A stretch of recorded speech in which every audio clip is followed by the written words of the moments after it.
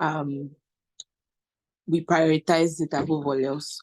So essentially, it's an initiative that the whole aim is to ensure that young members are educated and informed, essentially preparing the next generation of engineers while paying attention to their skills, and also prepping them to be like young professionals that fit into the industry.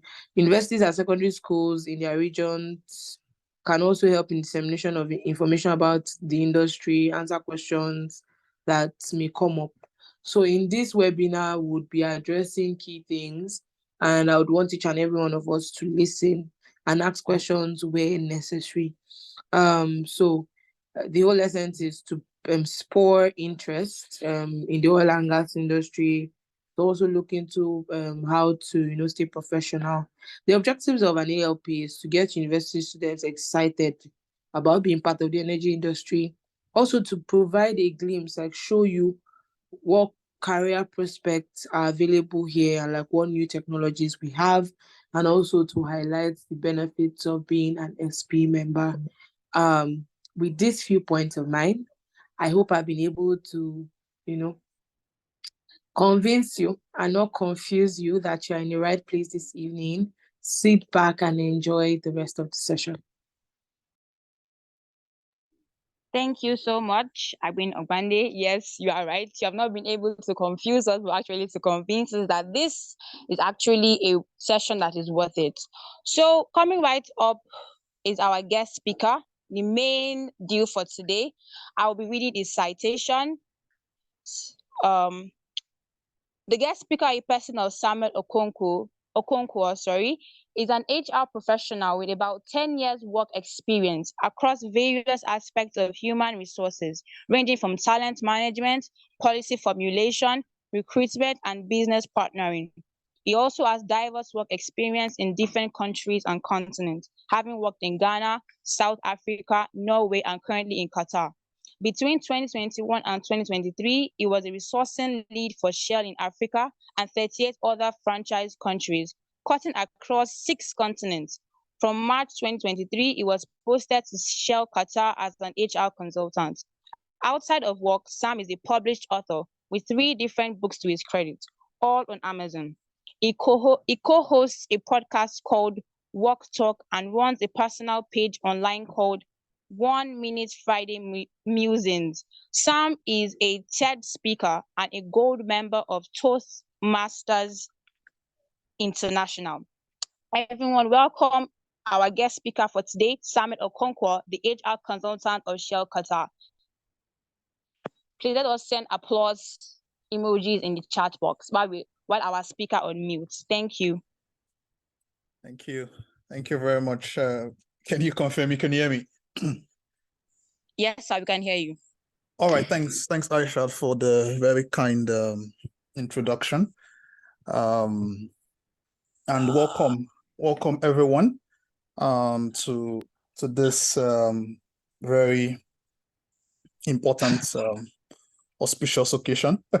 When I was first contacted by Daniela to speak at this event, and my default, if I'm being honest, was to say no, because this sort of events come up a lot for me. So I think I'm a bit choosy as to how I can dispense my energy, quite frankly, with event like this. But she then went on to explain what this is and the group that this is, and the fact that this is 3 schools coming together. And I thought to myself, okay, perhaps you guys will find it useful. I'm aware that I have 20 minutes. Is it 20 minutes? I just need to be sure before I get into it. Yes, sir. It's 20 minutes. Okay. So I'll keep an eye on the clock. All right. So again, welcome everyone, and it's really good to see you all virtually, and have this conversation. So again, let's delve into it. This 20 minutes is not a long time. And I thought to myself, what will be relevant for you? What will you find useful in this conversation today? I mean, I don't want to come here and share slides and start speaking over your head or start speaking things that are just to your own reality. So I thought to myself, how do we tailor this in such a way that you will find it useful? I'm also aware that everyone on the call, or most of you on the call, are in your, is it final year or something now, or still in school? It could even be third year. So what you could find useful now and even going forward. And like the subject entails navigating career options in the energy sector. Let me set the scene. I want to set the scene of what the what the energy sector look like. And I'm saying this in my experience as being in human resources close to 10 years. And more importantly, in my last role before I came here to Qatar, my last role as resourcing lead for Shell in Africa.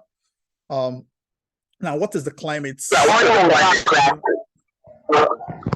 Can you just stay on mute if you're not speaking, please? All right, thank you. So first is, what is the climate like? I mean, schools, I know this is student from, is it UNIPORT, and is it UI? UI is the third one, right? University on the call. So the first question I want to try and answer is, what does the landscape look like? The landscape upon which you all are coming into. I mean, many of you are engineers. I think all of you are engineers. And I know what the role of, I know what your goal or your ultimate aim is, which is quite frankly for many of you is to work in that energy company, if you like, what we typically call oil and gas in more recent time. But that's the goal. And let's not kid ourselves on this call. Some of the best places to work in Nigeria and some of the best places to work in the world are the energy companies. That's the reality. You would get opportunities that many other companies cannot give you. I mean, when I say working for Shell in 9 years, I wouldn't believe that I would have worked in different places in this 9 years, different parts of the world, just the opportunities a company like this gives you. And I'm not saying it's only the energy sector that you can do this, but I'm saying that you'll find more prevalent in the energy sector, some of the really big companies in the energy sector giving you opportunities like this. And you know what it means. Not just can you advance your career and become what I call a global employee, but it's also the fact that you know that you will certainly earn well. You will certainly make quite a few quids and dollars to go with it. So it's fulfilling. The career is fulfilling. Let's not miss word about that. But what's the landscape? So this is the landscape. By the time you're finishing your program in school, this year, next year, 2 years time, the landscape you're coming into first is you're coming into, and is no cliche. We know what the scourge of unemployment is like in Nigeria. It is unbelievable. I have colleagues in NNPC, for example, and they were telling me that I think it was the last 2 years when NNPC did release an advertisement that they had over 2 million applicants. And we're talking 2 million applicants that passed, that qualified. I'm not saying 2 million people that applied. I'm saying 2 million people that passed the yardstick, the basic yardstick that the company had put together. Having led recruitment for Shell, I can tell you that the numbers are also ridiculous. I don't want to quote the exact numbers here, but when we put on adverts, it's ridiculous numbers in terms of applicants. Same thing for Exxon, same thing for Chevron, same thing for some of those very big companies in the international energy companies in Nigeria. So, and it's not an indictment on anyone. The reality is that the unemployment scourge has even become worse of recent. That's the reality. It is really bad, and it will only get worse. So it only gets worse, meaning the unemployment scourge will only get, because there would never be a time where labor, the availability of job opportunities would match the availability of job roles. It will never happen. But it's important to understand and bear that in mind, that unemployment scourge is on the rise. The second point to note here is that in Nigeria, for example, at the moment, is energy companies are leaving Nigeria in their droves. And they're leaving Nigeria in different aspects. So if I pick ExxonMobil, for example, who have sold a part of their assets seplat. So that shows the directional. So why they have not left completely, there is a directional move.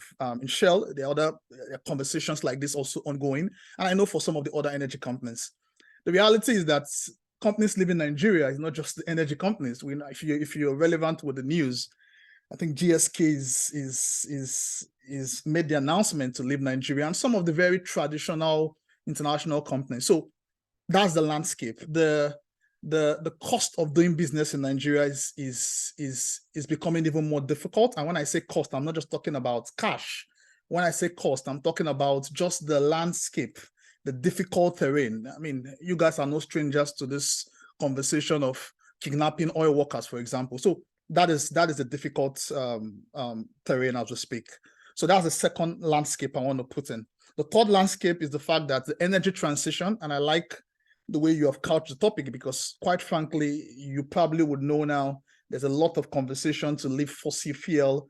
Many companies have goals in 2050, in 2060, what have you, to divert from traditional fossil fuel into renewable energy that is less harmful to the environment. So that's also the landscape you are coming into as we speak. The fourth landscape is that the competition is the world. So your competition, I can assure you all on the call, is not your fellow student in FUTA or in Uniport or in UR. The competition in real sense is the world, is the rest of the world. That's the reality. Because the same things you're looking for is the same thing that guy in Ghana is looking for, is the same thing that guy in South Africa, that guy in London. That's the reality. So it's in many ways, the labor market has been flattened. So when you're thinking about people you'll be competing for jobs or competing for opportunities, it's better you think broad, and it's better you think holistically and think the world and not just your immediate environment. So the last landscape I want to put before I get into the some tips I'll be sharing is that everyone's path is different. Look, I'm very clear that not everybody here on this call would go on to work in an international oil company, or not everybody here would work, and that's just the reality. Seplat or Alibortin or Schlumberger, it's not going to happen. That's just the reality. So it's important to realize that everyone's path is different. While the energy sector is very great, they are not the only thing that is great out there by way of job opportunities. And for some of you, maybe business is your forte, and maybe business is where you'll find your long-lasting pursuits. So it's important to lay that landscape that it's different. As a matter of fact, my first degree, and I hope you all know, I don't know if it was in my bio, is not, I did not read anything in engineering. I had no clue that I was going to get into the energy sector until my penultimate year in university, where I finished the University of Nigeria in Nsukka for my first degree. But yeah, I read international relations. That was what I read, and I worked for Shell. So you see that paths differ, and don't forget that school is not scam. It doesn't matter what the rest of the world says. I have lived my reality long enough in the last 10 years to see that school is not scam. The only reason why I'm here talking to you, the only reason why I'm here in Qatar, in Shell Qatar, living my dream and living the dream, quite frankly, it's because of education. So let no one deceive you otherwise. It's very important to say that. Right. So having said all of that, I want to then get into, because of our time, which is not much, I want to just share 7 practical things that you can do as you navigate your way in the energy sector. Again, I'm aware that you're still in school, but it's important that you begin to have that directional thinking even from this moment. So I'll be sharing 7 practical tips in the next, 15 minutes or 20 minutes, whatever is left of our time. I will take questions at the back end.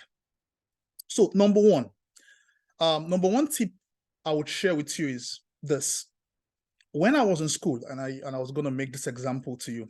So I never knew about when I was in university, I wasn't sure where I wanted to work or the kind of industry I wanted to work, but I was sure where I did not want to work. The banks, as great as they are, I was very clear in my mind that I don't want to be a banker. I don't want to work in the bank in any capacity. I was clear. I found out the money the banks pay in Glassdoor, and if you know what Glassdoor is, it's almost like a salary online platform where you can check what companies pay people. I found out what people like that pay, and what banks pay and what some other, and I saw that, number one, I don't want to earn this particular amount of money. Secondly, I don't want to live this particular kind of life. So what I then did was to look at the Fortune 500 companies. There are companies that are known as Fortune 500 companies, which are like global companies. And if you know, Fortune is the one that kind of rates these companies as the best companies, the greatest companies to work for in the world. And many of these companies have been here for a long time. Many of them, you see them, they've been here for 100 years. For example, Shell has been here for 100 years. And Shell has always been in Fortune 500 companies, for example. So what I did was to find out companies in this Fortune 500 space. And what I then did is this, and this is the key point why I'm saying this story. I did this in my penultimate year in university. This was not when I finished university. This was not when I was 7. I did this in my 3rd year in school. I then began to find out the test formats of these companies. What test formats do they use? What is their interview process like? What is the entire end-to-end recruitment like to get into these companies? It was then I found out that Shell, for example, use SHL. I found out it's a kind of test format, and you can read more about it. I found out about, what does KPMG do? What does PricewaterhouseCoopers do? What does Microsoft do? And I found out the different test formats. Guys, do you know that as at the time when I was writing the Shell test, because I have read, and this is like 3 years after, because I've then got into final year and went to serve in NYSC, where I went to serve in Sokoto and came back. So by the time I was writing the Shell test, do you know that not 1, not 2 of the questions that came out in the test were questions I have seen before, solving SHL or reading SHL. I have so read SHL, which is the test format Shell uses, that when I was writing the test, it was almost like I was in automatic. It was easy. It genuinely was easy. But that was not because I was too smart. It was really because I have rehearsed it over and over again, to the point that I was now seeing questions I have seen in the past when I was trying to find materials online. So that's my advocacy for you, and that's my first point, and I hope you get the point. The point is, number one, find out the best Fortune 500 companies in the world, particularly in the energy sector, which is what we're talking about now. Then when you find this out, and it's not too early, it is not too early, guys. When you find this out, find out also, and trust me, from ChatGPT to YouTube to Google, you would see the materials there. Find out next, what does the test format for entry roles for an engineer look like in this company?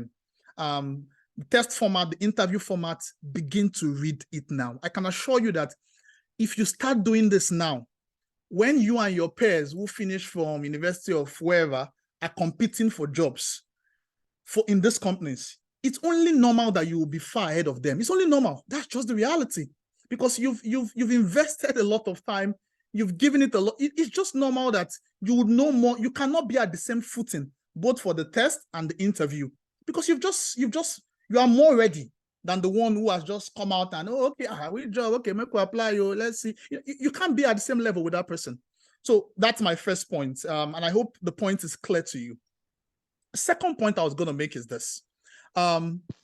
It's important that you find out what are the most in-demand skills for today and for tomorrow, and begin to cultivate those skills. And I'll tell you some of them now.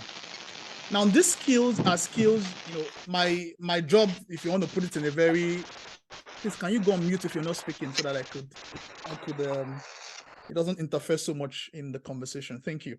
So the second point I was making is find out the most in-demand skills for today and tomorrow, and begin to cultivate them. So I was making the point that my job, in a nutshell, is probably firing and hiring. In many ways, that's what HR is. That's not all what HR does, but that's a nutshell what I do. And I've seen that, look, the best people, the most intelligent people, are often, sometimes, they are not the one that gets they are not the ones that get the best jobs. That's the point I was going to make. Don't forget that. The most intelligent people, the most bright students from school are not necessarily the ones that get the best opportunities in the labor market. And that's because the skill sets you need for life and for school, while some of them are the same, many of them differ, and you need to begin to know what are those skill sets and cultivate them. Few of them I'm going to list out to you now. Number one is collaboration skills. As you go into the labor, for Shell, for example, I can tell you that we probably have the best student from, and I'm talking overall best students in many Nigerian universities over the last 10 to 15 years. I know many of them, both from UNN, from Unilag. They're quite, I'm not just saying first class, I'm saying overall best. So the point is, many of these companies, and don't be, in case you are not overall best, don't be despondent to mean that you cannot get in, because I did not come out with the first class. I came out with the 2-1, and there are many people who came out with the 2-1 who work in these places. So when I mean overall best, I'm just trying to make an example, and this is the example I'm trying to cite. The example I'm trying to cite is this: is collaboration. I said that's one of the skills that you need to begin to cultivate, how to work with others. For some of you, if it's very difficult for you to work, even in all this team, this team that they will typically put you, even in school, put you in team to work on a project or to work on a presentation. If you cannot begin to harness those collaborative skills now, it will be a problem. I remember there was an interview I was on where there's this guy who was very smart. And I say it's very smart because, so it's the share, we used to do this, what they call the share recruitment day. And it's a full day of assessment. It's the formal recruitment process we used to use. We don't use it anymore. But this is the lesson from this story. This guy, again, very bright. I was the one coordinating this this recruitment process a few years ago in Nigeria. And this guy has been, so there are different assessments that day and different tasks they would give the different candidates to solve. But the final one was what's called the group exercise. Now this guy, up until the group exercise, was the best. So I was keeping the score, so I could see that his score from the assessors, he was the best. Now we got to the group exercise, and this guy, the group exercise is, they'll play you a video and just tell the 6 of you, go ahead and solve. The video will be about a problem, and the 6 of you have to go ahead and, rack your head together and try to find a path or find a solution. And the intent of that group exercise is not just that you find a solution, is to see how you're working together as a group. And this guy, who I said has been doing so well in the assessment up until this time, he made a comment, a very fleeting comment, when somebody else within the 6 of them made a suggestion on what they should do. And this guy said, "Oh no, that idea is dead on arrival." And he said it in a very fleeting manner. He didn't even have to say it too loud. He just said it. He just dismissed the comment. Now the point is, do you know that little comment was enough for all of us, the assessors, to say that we don't want someone like that in Shell? He's too proud. He's too braggadocious. He's not humble. He would not listen to others. He wouldn't let others have their say. And it was enough to disregard him. I said that example, I said that story to make the point. Again, collaboration is very key. Begin to learn how to work with others. Don't be too disagreeable. And you need to start learning those things now. And some people take pride in it and say, I'm very difficult. I'm not easy. You should be easy. That's the reality. And being easy doesn't mean that you're a pushover, but it's important that you begin to learn collaborative skills. Another skill, and my time is now fast spent, so I have to just run through now this 7. Another skill, I'm still talking on the second point, remember, which is cultivating most in-demand skills. Another skill set you need to begin to learn at this point is skill set that has to do with data savviness. And this is irrespective of whether you are a chemical engineer or a mechanical engineer. You need to consciously begin to learn about data, how to use data, learn how to use the internet beyond just checking TikTok and going on Instagram and posting. Just know, and I'm not saying you have to learn how to code and learn how to write programs. I'm not even saying that. But I'm saying have an appreciable sense of data. One skill set that you would need, it doesn't matter whether you're an engineer or you are in finance or you are in chemistry, it doesn't matter what engineering you are in. You see this thing called Excel, the use of Excel. Microsoft Excel, you need to begin to learn it. If you need to go on YouTube, do DIY, do it yourself, and begin to teach yourself the use of Excel, the use of PowerPoint. Those skill sets I just mentioned, you would need them. You would need them irrespective of whether you are an engineer in Bonga, or you would need them. Let me not beat so much of that point. Another of those, or few of those other skill sets that are in demand: adaptability, problem solving, and sales. I'm not going to go into that because of time, but that's my second point, which is begin to cultivate the most in-demand skills that are needed for the workplace today and tomorrow. And I've listed some of them to you. The third point I'm going to make is in your navigation, as you still in school and getting ready for that life after that, because let's face it, school is never an end in itself, isn't it? There is a bigger end. The next point I was going to make is this: get mentors and role models early. Get mentors and role models early. Thank God for LinkedIn these days. It's easy for you to see people you admire. It's easy for you to check out people and check out their profile that are already walking the path you want to walk in. The wisdom is to begin to get those mentors early. Get them as role models and consciously learn. There are mentors that you would learn from closely. There are some you will learn from afar, because for some of them, just the accessibility to them will be difficult for you. That's the reality. So it's very, very difficult in many ways to have every mentor have your time. That's just the reality. So in choosing a mentor, you have to always make sure that the person is accessible. That's one trick in choosing a mentor. Just like me now saying my mentor is the former Vice President Yemi Oshibanjo. I mean, let's face it, how will he mentor me? So he can be my mentor from afar. That's what I mean by some mentors you admire from afar. You would check their lifestyle, read their books, follow them on social media and see what they post. You could learn from them from afar, but get mentors that can spend time with you. And it's advisable that on whatever path you want to be on, if your goal is to become a process engineer someday and find people along those lines and begin to cultivate them as mentor. And I'll share you a real quick tip. And because I'm super open on this conversation with you, one thing you have to be careful in getting mentors is be sure that you're not going to scare your mentors away. And one way to scare your mentors away is to ask them for money. And being practical with you. When you begin to ask people for people that you want to be as mentor, and I've had my own fair share of that, and a lot of people write to me on LinkedIn and tell me blah blah blah and all of that. And I'm not saying your mentor cannot help you financially. That's not my point.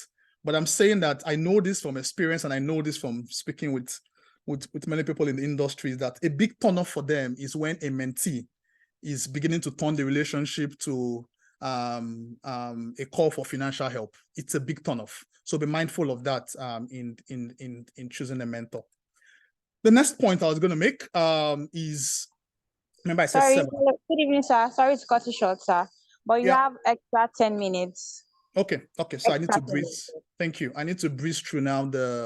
What number am I now? I think I've gone through 3 points. So I think 3 points. Sir. Yeah, I've Number 4. three. Okay, let me breeze through the 4, 5, 6, 7 now. Again, the time is short, so there was no way I was going to talk about this in full detail to you, given the time I have. But let's at least broach the subject, and it doesn't matter if you can pick 1 or 2 things is enough. In sessions like this, you must not pick everything. If you can if it's one thing that resonates with you that you would begin to do differently, it's enough. So the next point I was going to make is brush up your communication skills.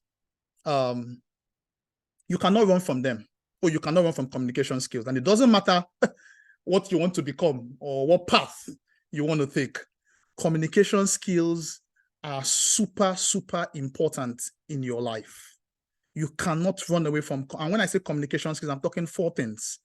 4 communication facets is reading, writing, speaking, and listening. I say that again: reading, writing, speaking, and listening. Begin to brush up your skill set along these 4 lines. It is super important. The good thing with one way to know how to write, and I say this because I've written a couple of books. One quick way to know how to, or to improve your writing skills is by being an ardent reader. When you are an ardent reader, words will come to you uninvitedly.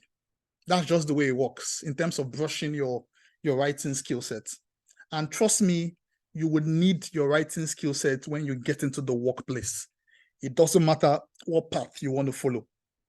You will write emails, you would write reports, these things are sacrosanct. And it's important that you don't wait to begin to cultivate them. And like I've given you a tip that one way to brush up your writing is to be an ardent reader. Read newsletter. You can read Harvard Business Review articles. If you go to hbr.org, that is Harvard Business Review, they have tons of articles. Some, I think they have, so I have the paid subscription on Harvard Business Review. But even you as a student, you can read the free subscriptions, which is like 2 to 3 articles, I think, in 2 weeks, you can always have access to. Those things, and I'm not just saying Harvard, I'm just giving that as an example. But articles that are so well written, articles like that are one ways to brush up. And it's not just about the way it is written, it's also the quality and the content. So reading is important. Speaking is also important. And for me, a quick tip I'm going to share with you is join Toastmasters. Toastmasters is an international speaking organization. You probably have heard about it. It's not a toasting platform, it is a speaking platform, even though the name is Toastmasters. But join Toastmasters. If you want to learn more about what Toastmasters does, how it works, just go to toastmasters.org. It is very beneficial, trust me. And even as students, you can belong to affiliate clubs, where you can even join virtual clubs in the UK, clubs in the US.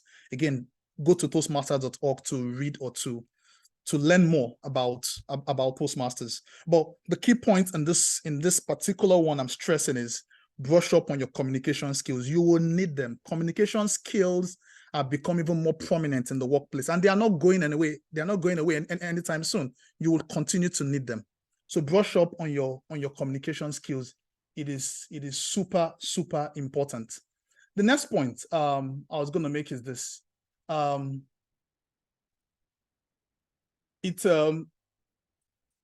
next point I was going to make is keep abreast on the industry changes. Just a minute. Okay. The next point I was going to make is this: keep abreast of the industry changes that are going on. So in many ways, there are lots of things happening in the industry, which is important that you know. One of the key, because you're in the energy sector and you want to follow this path and you want to be on this path, it's important that you begin to, and one way to keep abreast is read things like Energy Weekly, for example, oil and gas magazines. There are some free subscription you can find online, The Economist. So read things like that. You would need them in terms of just understanding what's going on in the industry, even at your level.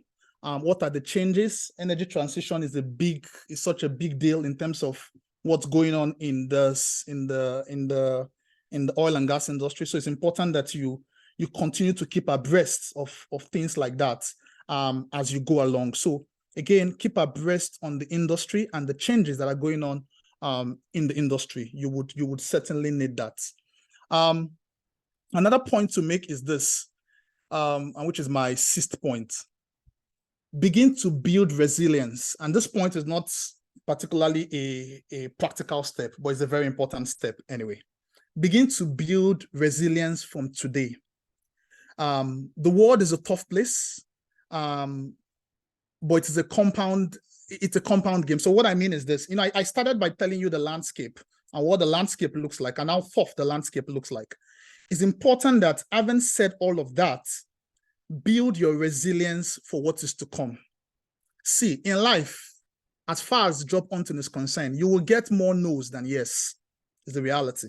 In fact, generally in life, as you get out of school, you would see that you would get more no's. And it doesn't matter on anything. Even when you're in the workplace, I'm saying even relationships, you will get more no's in life than yes. But here is the jerk: it's a compound game. So if you begin to apply to jobs, if you begin to take on opportunities, it's only a matter of time. Something would break for you. those opportunities will fall your way. That's the reality. So, and that's the point I'm making here about it's important that you build your resilience. Be tough, because the world is a tough place. So begin to build those resilience, that resilience skill even now. And my final point, I think my time is done. My final point is this: all of the 6 things I've shared are important. All of the 6 points I've just given you are key for the workplace, for the kind of navigation that you need to do as far as your career options in the energy sector is concerned. But this point is, or maybe before I say this point, let me link to a point I made previously before I say this last point. And the point I want to link to is, when I was talking about finding out about top 500 Fortune companies, what their test format is and all of that, I just saw that I wrote in my notes to mention this to you, is register today to begin to get what they call job alerts. So job alerts, the way this works is you can register in some of the big companies, in Fortune 500. It doesn't have to be energy companies, it can be other companies. Register there with your email. When you and I did this when I was in the very early days when I was looking for a job. When there are job opportunities in these companies, you will get an alert. You will get a prompting. Do you understand? So it's important that you begin to do that. It is not too early to begin to do that. It doesn't harm you to register, and you can do this when you go to the website of the company and go to their career page. You can follow the instructions there. And my final point I was going to make is this: go with God. Look, I have been in human resources long enough, and I've done a lot of recruitment in my life to come to the conclusion that sometimes there are times when even I, as an individual, we have decided to go with A over B. And we don't even know why we fully went with A over B when 2 of them are equally matched in terms of qualification and in terms of how good they are. I have seen smart people struggle in life. I have seen very intelligent people unable to move. And I know that whilst all the tips I've shared with you are key, the God factor, I cannot overrule it. So it doesn't matter what you believe in. It's important that you hold that thing dearly, and that in this phase of navigating your career options and even looking for opportunities as you begin to round up in school, it's important that you ask God to lead you. Like I said, it doesn't matter what you believe in. At this point is very, very key that you ask for guidance, and that your navigation in life is being held by God. Again, I try to give you concise all of these points within the 20-30 minutes we have, which I know doesn't do full justice. But my final plea to you is this: make sure you do something about, or you do something based on what you've heard today. It is very important. And you can see today I did not go into CV writing and interviews, because quite frankly, that would take us a whole session to look into how does CV work, how should your CV be. But my point is, from everything I've said, if it's one thing, if it's 2 things that you picked out, do something about it. The litmus tests for attending sessions like this is what you do with what you've heard going forward. So it's very key. So I'll stop here now, and I guess I'll pass back for questions. Thank you. So back to you. I'm not sure who's coordinating now.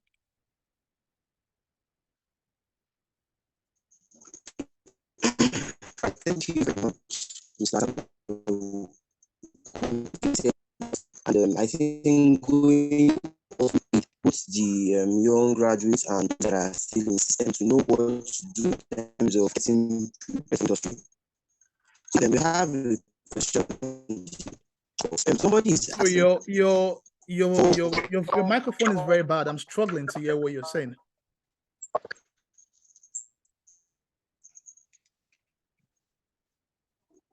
I see. I think someone else can just take over for him to ask the questions. I can't seem to decipher what Favor Gabriel was trying to say. I think your network is a bit bad. Okay, so I'll take over Favor. I think he's having a bad network. Yeah, that's fine. Okay, thank you so much, Sha, for that enlightening session. We have some questions in the chat box. The first question from Rakib Akombi. How best can we craft our CV, page numbers, style, content, etc.? And in the face of rejection, what will you advise to do to keep on fueling our passion? Good question. Look, rejection is almost inevitable. Like I said, you will get more no's. You will get more no's than yes. I think if I heard the question correctly on the CV part, maybe if I start by answering that, like I said, I didn't intend for this to be a CV writing webinar where I'll be sharing. Again, that'll probably take us into different tangents, and you probably need more time for that. But I think on CV, my advocacy is, the truth is that there are many online platforms. There are many materials online that helps. In fact, when you go on ChatGPT and even write how to write a CV or CV templates, if you go online, you will get many. I know people talk a lot about CVs and people put so much premium on it. My advice would be, the rules of thumb with CVs: 2 pages, keep it short, let the key details be there, show your relevant skills, show if you have experience such as what you've done in school, and some of you are SPE president or some of those other things for entry level, put those in your CV. Come across as someone that is able to learn and unlearn and relearn on your CV. There's no people. I see people tell me, "Oh, how do I write a great CV?" And I always say, you're putting too much premium on writing a great CV. Why not work first on? I would rather that you put all of those energy in how to pass the test format, how to navigate the interviews, because again, I've seen thousands, if not hundreds of thousands of CVs in my life, and my point is, just keep it simple. And like I said, we can talk more on this afterwards. But back to your other question around rejection, how to deal with rejection. I think the reality is that perspective is always important. One way I've always dealt with rejection is to always have perspective on things. And what that means is that if I get a no and I keep getting a no, the perspective I get, I take from it sometimes is the fact that, okay, they reached out to me. Okay, now I know how not to do it again. So if I did an interview, I wrote the test and I got a no, my mindset is then, like I said, that's why perspective is always key. To say, okay, this is now again going forward. And knowing how not to do it is a very important skill in life. Quite frankly, it is. So again, there are no hard and fast, but perspective is important. And secondly, is the fact that keep applying for opportunities. I always believe that many times it's a compound game. Something will break for you. There is no way you would apply to 100 jobs, and one of them would not at least give you a sniff. So you just have to keep staying there. And remember that comparison is the thief of joy. So be careful that you're not comparing with your or somebody who was in your class, and you're saying, oh, this person I've gotten this internship, this person I've gotten this job here. Just be mindful that you're on your own race. So let go of comparison. Life has a way of balancing up someday. The person that gets that internship now, I remember when I was trying to do my NYC and everybody got Lagos and they were trying to walk into Lagos, and I was sent to Sokoto, and I asked myself, how is my life? How will I do? It looked like they have got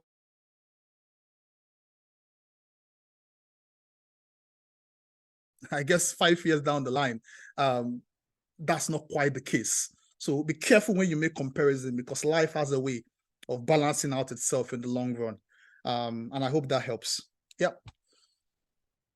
Next question, if we still have time.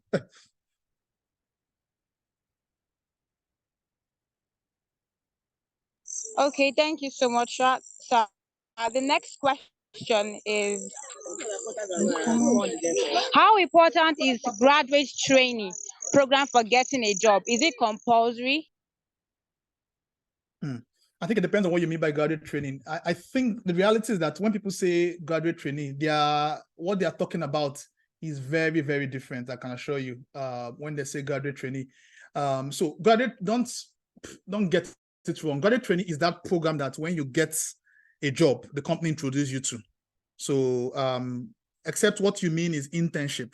But if, and like I said, I've had some people ask me the same question that, oh, what does graduate, how relevant is graduate training? And I discovered that what they mean by graduate trainee is actually that training phase that you would get that you will be exposed to when you get a job in a company. So I think don't be careful that you're not mixing it up. Graduate trainee programs are those programs that companies will introduce new entry-level intakes into when they join the company, and it's always structured like Shell. We have this 3 to 5 years graduate trainee program, which we call Shell graduate program, and all that. So I want to believe you're probably mixing up the point. But if internship is what you mean, or graduate internship is what you mean, they're always relevant. Any relevant work experience you can pick up, by all means, pick it up. I would always pick relevant experience. It doesn't matter how small it is, over certifications and some of those things that people think are super important. Yeah. Okay, thank you, sir. The next question is from Okoli Victor. For someone who is a novice or new in the system, how do we scout for mentors? Yeah, so I think the reality first is you need to, the first point of call is to ask yourself, what do you want out of life? And it's important you answer that question genuinely. Like I told you, for me, when I was in third year, I wasn't sure what I wanted, but I knew what I did not want. So I think you need to be clear, and when you know what you don't want, you then kind of tailor or you reduce your options to go with what you want. So I guess the way to look at it is what kind of career do you want? Is it you want to be a mechanical engineer, and you want to work in construction, and you want to work in Shell or Total or Exxon or whatever it is, and once you are clear as to the path you want, one way to go about scouting is to go on LinkedIn, and create a LinkedIn profile. It's not too early for you to do that. And you can randomly search LinkedIn. You can genuinely randomly search. That's one way to do it. So search for people. You can search with title and search mechanical engineer. You can search people working in Microsoft. There's a lot of search options on LinkedIn, quite frankly. So I think that is one way to go about it. And it's not just LinkedIn. If you also have programs, I don't know what sort of programs or events you organize in school, but I know during my time when I went to University of Nigeria, there are quite a number of this career programs and blah blah blah that we do, and we have people come to talk to us. Sometimes I can check them out. Sometimes I even ask senior friends to recommend someone to me that they know. So you can use different navigation tools. There's no one direct way to do it, but all I've just given are options, I guess. Yeah.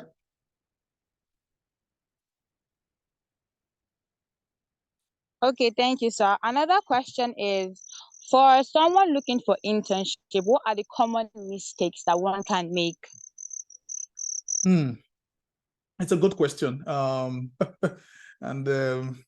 yeah, it's crazy. When I was the recruitment lead for Shell, I think when I asked my colleague who works in my team then to say, oh, how many internship application do we have today? I'm not going to tell you guys the number, but it's ridiculous. So what I'm saying is almost every minute on the mailbox, the Shell mailbox for internship, we almost get applications in droves. Look, if I'm being brutally honest with you, if I think like say Chevron, for example, they probably will have in a year a quota of about 50 internship slots. And trust me, they'll probably get up to 2 million applications for internship. I mean, let's face it, the 20 people that would come out of the 20 million are not necessarily the best 20 applicants. It's just not possible. It's like I said, it's just the nature. Again, remember my landscape point. It is you're dealing with a huge mass competition. So sometimes it's not just about that you're not doing something right. It's also just the fact that the path is difficult because of the numbers. But if I'm to answer your question directly, one tip I would say is apply early.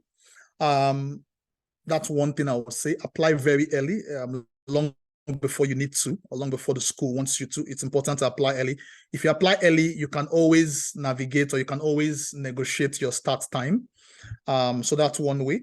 Number two is you see the requirement that are stated on the website for the company that is asking for interns. For example, in Shell now we ask for this criteria we typically put when we have internship. I don't think the internship program in Shell Nigeria is open now, but usually we'll have this criteria and this document we always ask people to bring or to do when you're applying. It's important that you have those documents with you, or you apply with those documents when putting an application for internship. I'll say that.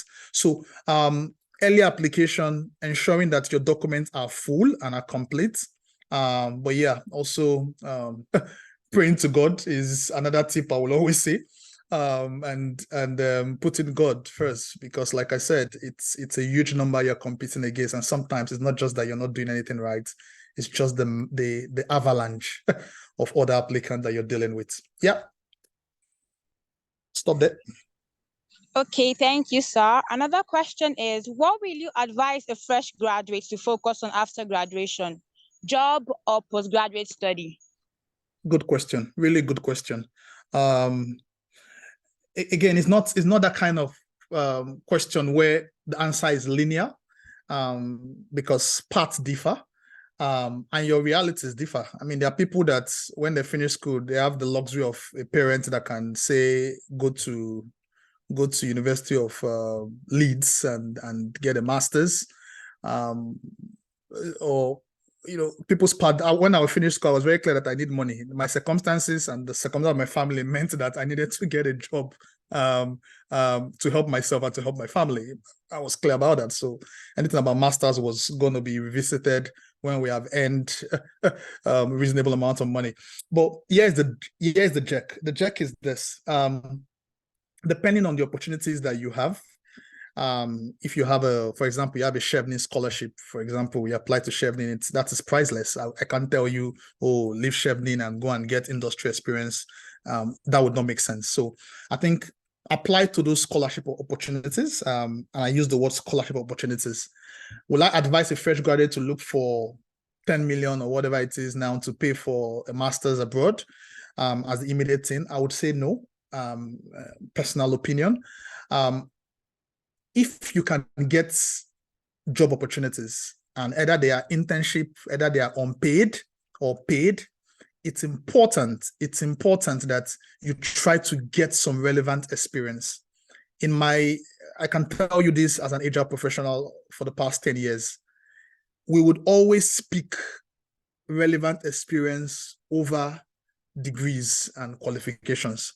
As long as, and this is the way to look at it, you come to Exxon or you come to Shell, for example, base, get your 2-1 or your first class, which is what many of these companies ask for. That's just the reality. I can't stay and lie to you that if you get a 2-2, the opportunities are bright to get into some of these international companies. I'm not saying it's impossible, but it's perhaps more difficult for you. Again, honest answer. But yes, the point I was trying to make is, when the big companies, the Fortune 500 companies, which I believe are some of the places you want to work in or you want to be in when you finish school, when they employ you, I just told you about the Shell graduate program, for example.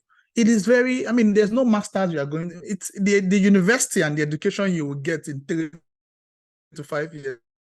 It's more than going to any of these places people go to in UK and in Canada. So much premium on, oh, you must get a master's as a criteria for you to get an entry level or a graduate role. I know you read some things online and people tell you those things that, oh, to get to Shell, you must get a master's or ExxonMobil. I am telling you now for a certainty that is not correct. It is not a must for you to get it to work in some of the best places in the energy sector. It's not. So if you can get relevant experience, even if it's paid or unpaid, and it doesn't have to be in a big place, it could be in some of these oil and gas servicing companies. If you can get that, please get that. But if opportunities for a master's come in, particularly in a scholarship line, please do it. But of course, if your father's last name is Adeleke and your nickname is OBO, and you can go and have your father can sponsor you on a master's or an MBA when you finish school, by all means do that. So I hope you get my answer in the way I answered this. Yes, thank you very much, sir. So we are far behind schedule. I'll be taking 2 more questions. The next one, can you share some tips to connecting with highly productive people? Because you mentioned mentors and role models. So can you share tips on how we can connect with them? One way is to write. So if you if you've seen someone, if you have to first, again, remember all the things I said before, you have to ask yourself what you want and all of that, and be clear about the path, then search for them. Once you've found them, the way to establish relationship with them is to write to them a very formal message on LinkedIn, on WhatsApp, or wherever you find them. It could be on YouTube channel or whatever it is. And please, when you're writing them, don't write the way people write some of those social media messages where they say hi and they'll then wait for how are you, and just write the message at once. I was telling Daniela the message she sent me, and maybe because I'm a writer, but I take note of those things. I was telling her actually that I thought the message she wrote me first, it was one of the reasons why I agreed to do this. I'm being honest, because she wrote it so well. It was well written, it was formal, it was clear what the request was, and what she's looking for. It was good. So the tip for me is write them a formal note, and in the formal note, two things. Be clear about why. Tell them your intent, which is that you want them to be a mentor or to you. Be clear about your objective of writing them, which is to be a mentor to you. Be clear about why you want them to be a mentor to you. Key. So remember is tell them what you want, which is you want them to be a sort of mentor. Tell them why you chose them. It's important to tell them you want them to open you up to financial opportunities so that they will know, and they will tell you pen chance to help you. So it's important that you state the why.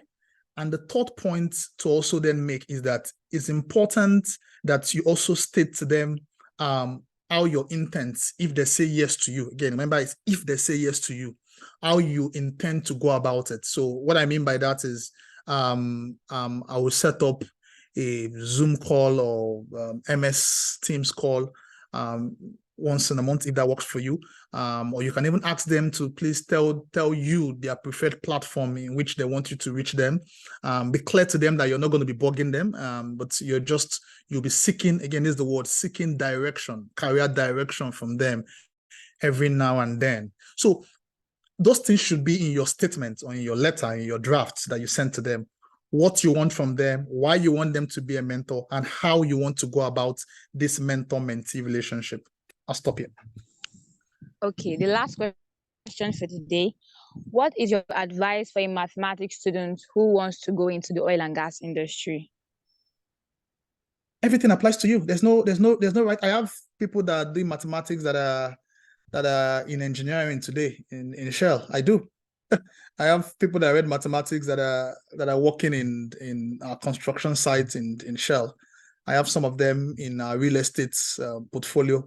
I have some of them working in. So it is not. Again, remember what I told you. My course of study was history and international relations. Everything I just said now, none of it has human resources. And meanwhile, I got the job in Shell before I ever got a master's or an MBA or whatever it is. So I was given the job to work in human resources, having read history and international studies in school. So whether you read mathematics or whatever it is you read, again, I hope you know the way the workplace work is. It's always about the applicability of your skills, and that's what education does. The reason we all go to school is not, education does not fill your mind, it opens your mind. And what companies are looking for is not how you can specifically adapt the mathematics skills into. So you can work in my long and short answer to your point is level roles in companies. It is, you can work in many of them are not so, except for the very key one that's specific. But for many of them that are entry levels, because of the training and the structured training program, whether you read maths sometimes or whether you read civil engineering, might not mean too much, if I'm being honest with you. Yeah, so I think I have to stop here. I have another meeting at 10 o'clock. It's 10 o'clock my time locally here in Qatar. So I really have to stop now. And I wish you guys all the best. Again, like I said, I know we cannot talk through everything, but I hope you found this useful. And just know that I'm rooting for you, and I'm wishing you and that very bright future you have absolutely all the best. Thank you. Okay. I have to go Thank now. you very much, sir. But please, sir, can those that have questions reach out to you on LinkedIn? Participants who have The reality questions. that I have many questions only. I cannot guarantee that I would answer all of them, but maybe they can, and I might not answer you immediately, but I would ultimately answer you when I can. That's what I'll say. Thank you so much. All right. Okay, next on our agenda will be the membership drive. And it will be taken by Inoma Dera. Please, is she online so she can take the membership drive? Yes, I am. Good evening, everybody. Initially, we scheduled the next agenda to be the game session. Or are the people handling the game session already yet? I just want to know. I think she just continue for now. Ariel, are you still here? What did you say? I didn't hear you clearly. I think maybe you should just continue for now. Then when you are done, they'll probably be ready. Oh, okay, great. Thank you very much for pointing it out. So good evening, everybody. I'm sure we all had fun. This was a power-packed session, and I'm so glad that I joined the call today. So I'll be taking the membership drive for this event. I think I'm certain that we have a good number of SP students, SP members on this call. However, if you joined us, or if this is your first time joining an SP event, this slide is for you. We are the Society of we are the Society of Petroleum Engineers, rather, and we are a non-profit professional association whose mission is to provide opportunities for its members to enhance their professional and technical competence. So this slide is for you. Like I said, you need to join us as an SP member, because we provide award recognitions and scholarships, networking opportunities, e-mentoring, online resources, and free international student membership. So you're also joining us for free. So this slide is just for you to connect with us on LinkedIn, SP International. You can read about us on sp.org. And for SP UNIPORT, because I'm a representative from SP UNIPORT, we have member programs that we do for our members for international and national programs for our members. That's for our student chapter members. So I'll just try to make everything brief. These are a few of them, a few of the events that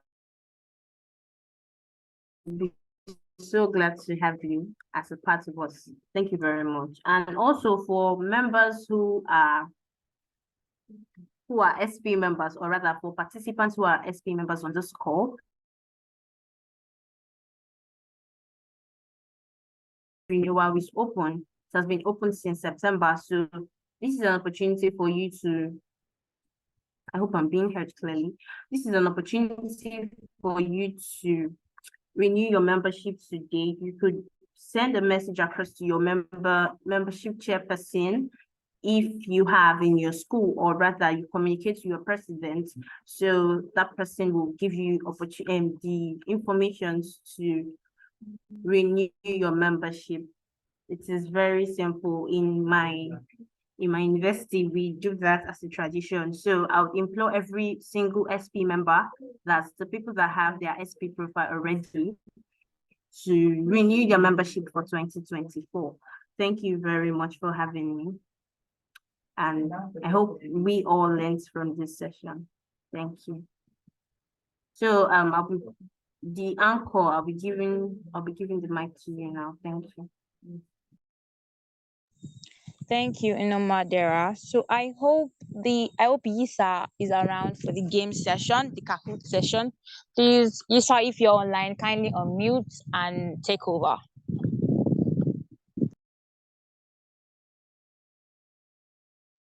Okay. Can you confirm if you can hear me? I can hear you. All right. Good evening, ladies and gentlemen, future energy leaders. Once again, my name is Issa Daniel, and welcome to today's quiz. For today, before we go ahead, just to get that with us, can you just kindly type cleaner energy in the chat section or drop a emoji or something, just to know that you all are with us. All right. From Kalu David Cleaner Energies. All right. Okay. For today, next slide. For today, our quiz will be using the Meet platform. Instead of the Kalu. Next slide, please. Okay, we'll be using the Meet platform.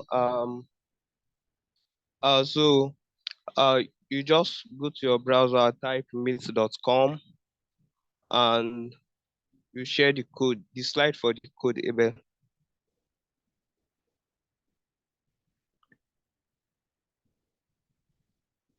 Abel.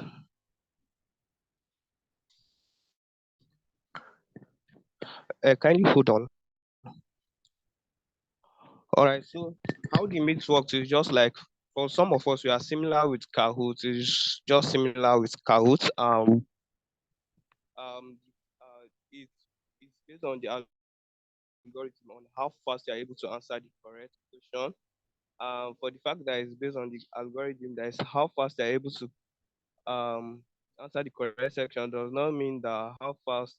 So your points are allocated based on how fast you are able to answer the correct questions. So if you pick the wrong question quickly, it's good enough for you or it is gone, but it's just based on how fast you're able to answer the correct section. Abel, I still Abel. Okay, so for the meeting code, you can quickly check your the chat box for the meeting code. Just type menti.com on your browser, type the meeting code.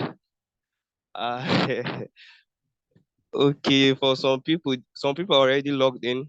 Some people replied to how was your day, was Chelsea disappointed me from a 2-0 down to a 2-2. Yeah. Well, change your code, change your keeper. That's all I can say for that. All right. So we are waiting for more replies.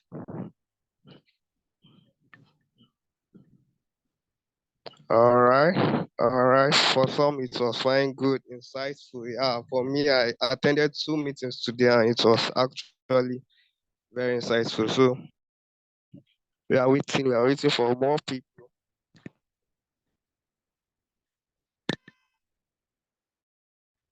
Okay.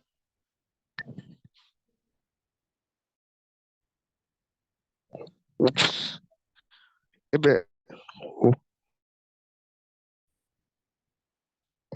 All right. I think I'll just go on.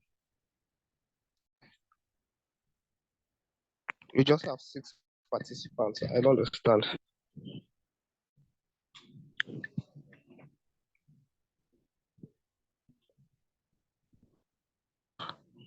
Okay, we have participants from FUTMINNA, from UNIPORT UI. Okay, let's see who takes home the prize. Let's see. FUTMINNA, UNIPORT UI. Okay. Maybe next, please. So we can wrap this up.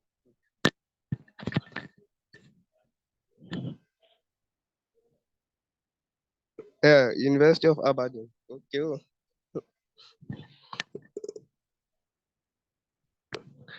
All right.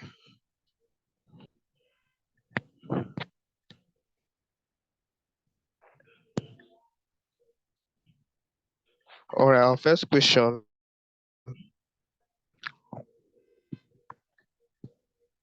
Hope you are getting ready.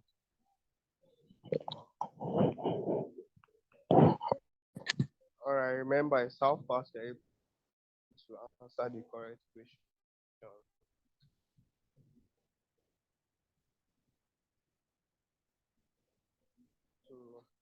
yeah. Yeah, we have a total of 12 players, 14 players. Wow. 14 players ready. I think. Can we make it a round number?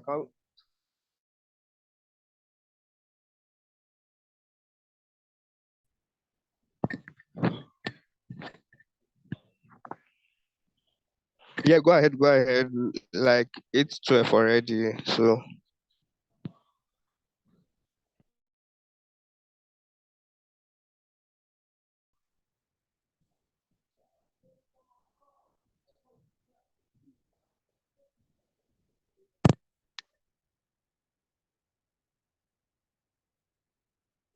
just refresh the page.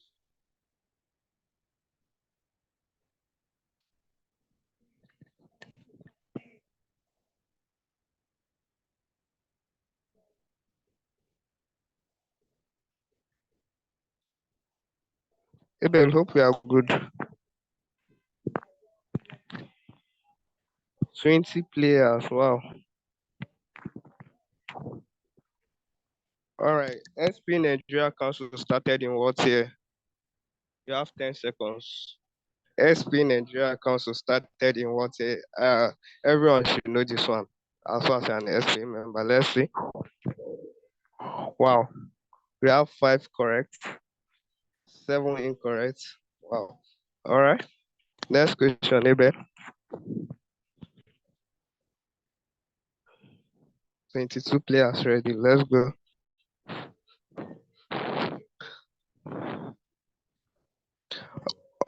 Which of the following is not a notable oil and gas industry disaster? You have 12 seconds. Which of the following is not? We have Piper Alpha, Umbal High Notes, Deepwater Horizon, none of the above.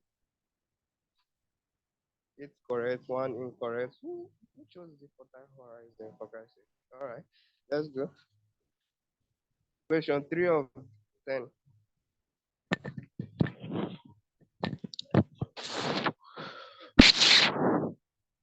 Which of the following is SPE National Council yearly program is in connection to crude oil discovery in Nigeria?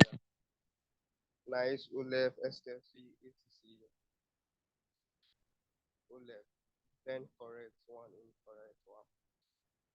Yeah, so ULEF is the correct answer. Yeah, for our leaders board, Rakib is leading with a total of 1,328 points. Hussein,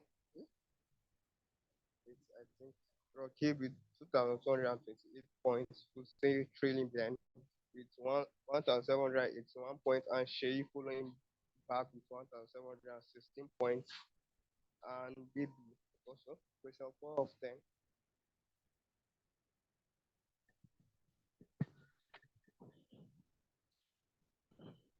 Well, Nigeria's current proven natural gas reserve is approximately. So let's see, reservoir guys. Let's see. Only 3 correct. Wow. Okay. Next question. I know this one is a tough one. Even me, I didn't know it. So a quick one. Hope you are having fun and hope the questions are not too hard. Oh wow. The people choosing no, I think people are the one below, right? All right. Okay.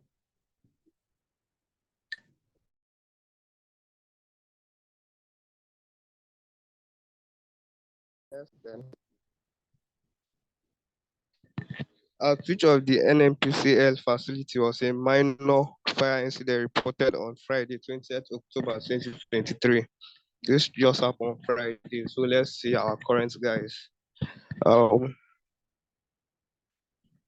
Well, 7 people got it right. Yeah, it happened at Warri. So yeah, Rakib. Yeah. So let's see who is leading. Let's see. Yeah, Rocky is still leading. Wow, Hussein, you can do it. You can push him out. Sheitu is following back with, I think we are still consistent with our top 3. So let's see whether we can have a change.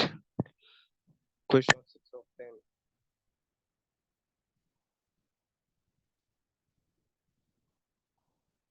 On what date was the Petroleum Industry Bill passed into law by former President Muhammadu Buhari?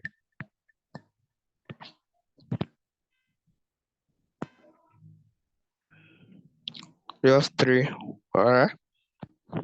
It was passed on August 2021, 18th.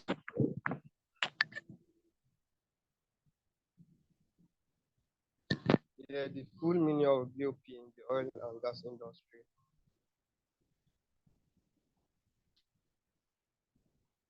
The full meaning of BOP, Bob. Blowout, blowout, blowout preventer. People choosing blowout preventer. Okay.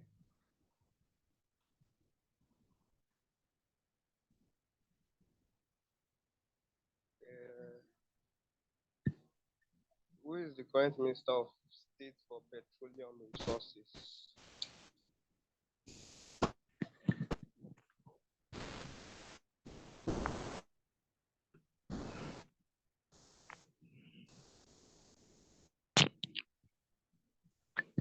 Yeah, just three people. Yeah, I think we need to update our current affairs skills.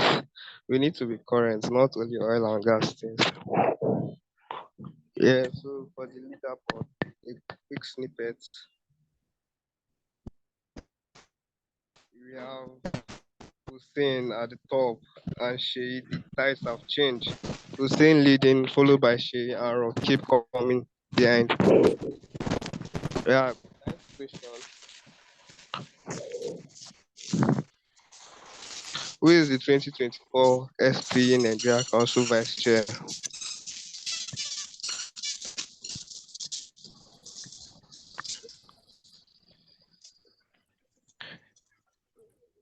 Yeah, this one everyone should get it. Yeah, just 6 people got it. Yeah, the current vice chair.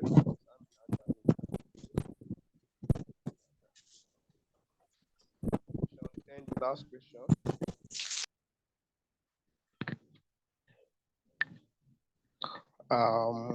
Let's see the last question. Yeah, so you already the last question. This determines everything. Agbam is to Chevron as Bonga is to yeah. So it's an oil field. So let's see.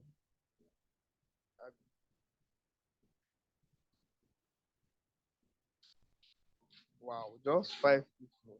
Interesting. Yeah, Bonga is to Shell, which is Shell Nigeria Exploration Production Company. So maybe the leaders, but let's see our winners.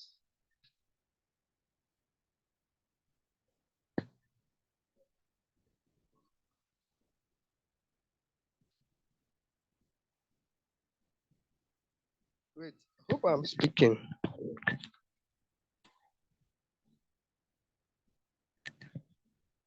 Wow, so hello, can you all hear me? Yes, I can hear you loud and clear. Yeah, all right. So from the chart or the tables of Hussein emerged victorious with a total of 6,330 points. So a round of applause if you are not jealous. I know you'll be jealous, but just clap for him. Ah.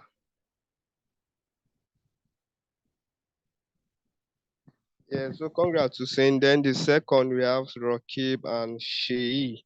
So congrats to you all. So their prizes. So I think Daniela, you'll be the one to collate the data of them, or I don't know. They'll send a private DM or something to you. So this brings us to the end of our quiz section. Congrats to the winners once again, and have a wonderful night ahead. You all take care, and over to you, the uncle. Okay, thank you for that session. Even though I didn't win anything, there's no problem. So Sorry, I will be calling Abel Ono, the chapter president of SPE FUTMINNA, to give us the closing remarks before we leave. So please, Abel Ono, if you're on the call, kindly unmute and give us the closing remarks. Thank you.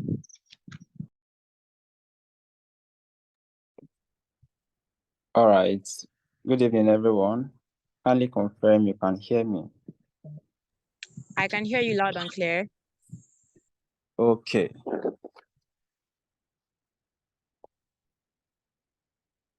Okay, so I would like to start by first of all appreciating our guest speaker for today, Mr. Samuel Okonkwo, the HR consultant from Shell Qatar. It's really a pleasure to have him on the call today. I've been a very good follower of his from LinkedIn, and then it was very remarkable for us to have him today. And I'm sure a lot of us, all of us on this call, in one way or the other, benefited from the call.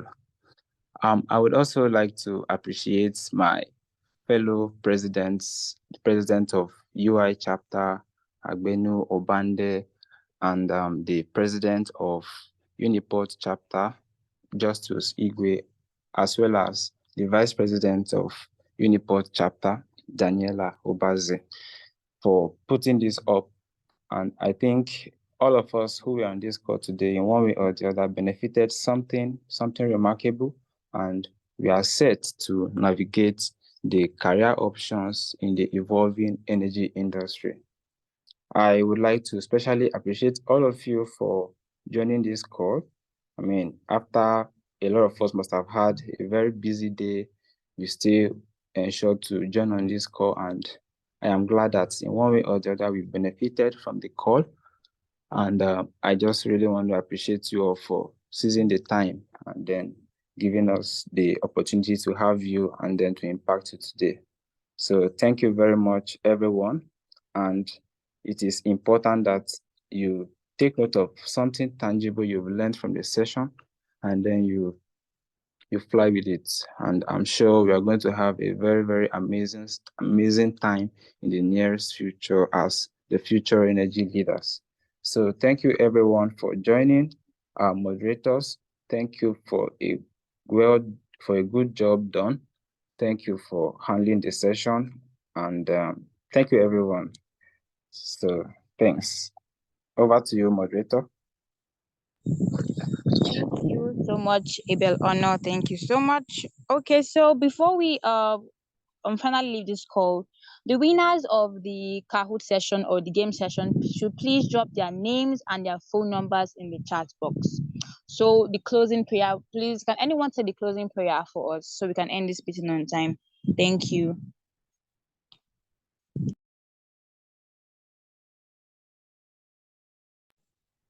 Okay, since nobody is volunteering, so Hello. the closing prayer. Okay. Hello. Somebody. Okay. Hello. Okay, good evening, everyone. Heavenly Father, we thank you for what you have done for us. Thank you for this session. Thank you for giving us the grace to impact ourselves with knowledge. Thank you, because we know that whatsoever we've learned today, we are going to impact it in the name of Jesus.